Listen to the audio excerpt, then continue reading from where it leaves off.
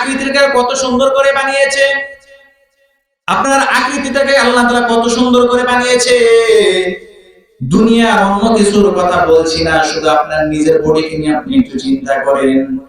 আল্লাহ তাআলা সুন্দর করে দুইটা চোখের সামনে দিয়ে দিলেন, চোখের নিচে আল্লাহ তাআলা নাক দিয়ে দিয়েছেন, এর নিচে আল্লাহ তাআলা মুখ দিয়ে দিলেন। কারণ কি? এর কারণ কি? আল্লাহ রাব্বুল আলামিন বলো, দুনিয়ার মানুষ, আমি আল্লাহ তাআলার সৃষ্টির মধ্যে কখনো ভুল নাই, আমি আল্লাহ তাআলার সৃষ্টির মধ্যে কখনো ভুল কইরা পাইবা না।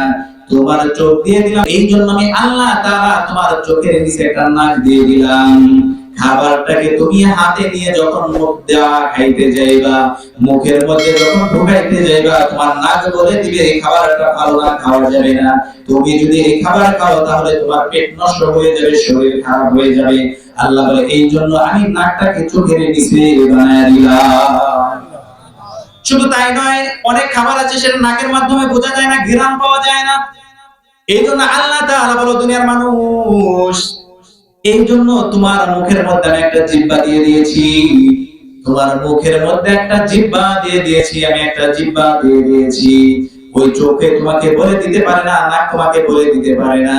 ওই খাবারটা মুখের মধ্যে দেওয়ার সাথে সাথে জিহ্বায় তোমাকে বলে দেয় এই খাবারটার স্বাদ কি মিষ্টি নাকি তিতা, ঠিক কি না?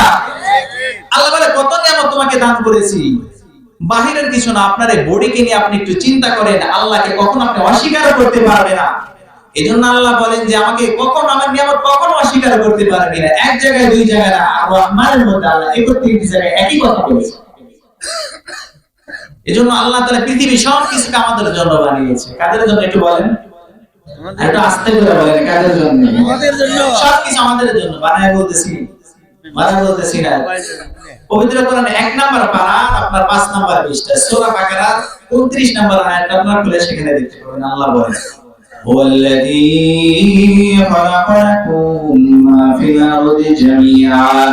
আল্লাহ তাআলা বলেন, দুনিয়ার মানুষ, আমি পৃথিবীর মধ্যে যত কিছু দেখো আমি সবকিছু তোমাদের জন্য বানিয়ে দিয়েছি, তোমাদের জন্য বানিয়ে দিয়েছি, শুধুমাত্র তোমাদের জন্য বানিয়ে দিয়েছি, অন্য কোনো কিছুর জন্য বানাই নাই।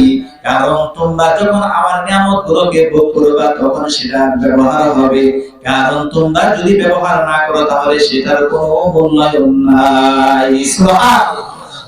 মনে করেন, एग्जांपल উদাহরণ দেওয়ার জন্য বলছি, আপনার বাড়িতে একটা ফজলি আম গাছ আছে, বড় সুন্দর সুন্দর আম।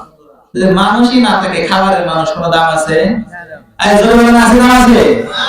পুকুর ভরা মাছ আছে, কিন্তু মানুষ নাই, খাওয়ার মতো লোক নাই, এই মাছের দাম আছে? কোনো দাম নাই। আল্লাহ বলে, পৃথিবীর মধ্যে সবকিছু তোমাদের জন্য বানিয়ে দিয়েছি। পৃথিবীর মধ্যে যা কিছু দেখো সবকিছু আমি তোমাদের জন্য বানিয়ে দিয়েছি, তোমাদের খেদমতের জন্য বানিয়ে দিয়েছি।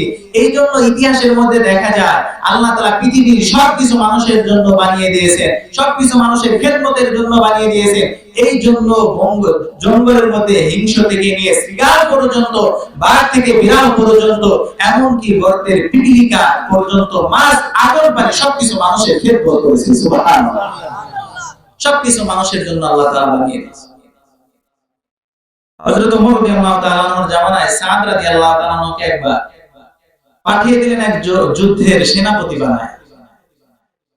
সাদ রাদিয়াল্লাহু তাআলা আনহু তার সৈন্যদেরকে নিয়ে আস্তে আস্তে যাইতে যাইতে বর্তমানে ইরাকের যে দজলা নদী আছে, দজলা নদীর পাড়ে যায়, দেখে কোনো নৌকা নাই, কিভাবে তারা পার হবে।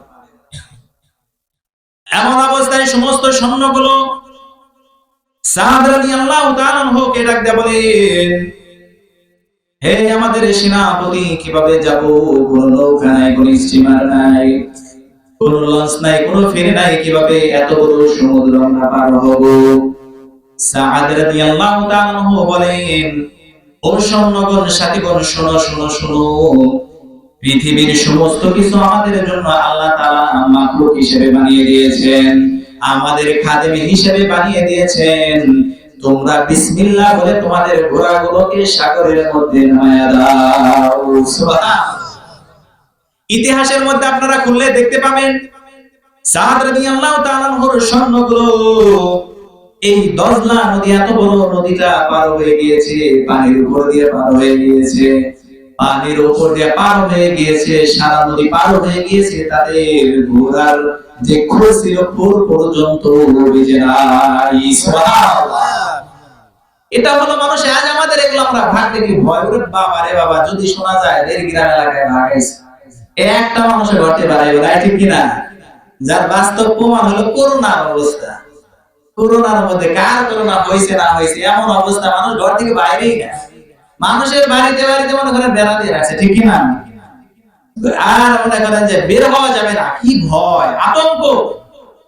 অথচ সাহাবায়ে কেরামের জামানাকে দেখেন আপনি, তাদের ইতিহাস দেখেন, তারা এই আল্লাহর ওলিগণ, আল্লাহর প্রিয় বান্দাগুলো, তারা বাগের উপরে তারা ঘুরে বেরিয়েছে। সুবহানাল্লাহ। এজন্য বলতেছিলাম সবকিছু আল্লাহ তাআলা আমাদের জন্য বানিয়েছে, ঠিক কিনা? এজন্য আল্লাহ তাআলা আমাদেরকে বানিয়েছে। আর আমাদের রব হলো কে?